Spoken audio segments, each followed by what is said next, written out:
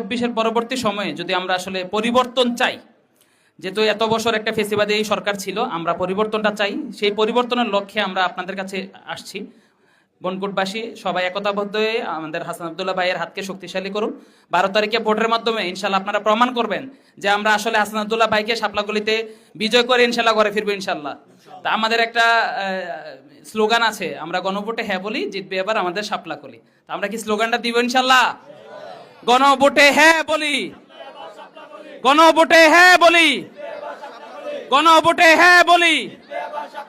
ধন্যবাদ। ২৪-এর পরবর্তী সময়ে যদি আমরা আসলে পরিবর্তন চাই, যেহেতু এত বছর একটা ফেসিবাদী সরকার ছিল, আমরা পরিবর্তনটা চাই। সেই পরিবর্তনের লক্ষ্যে আমরা আপনাদের কাছে আসছি।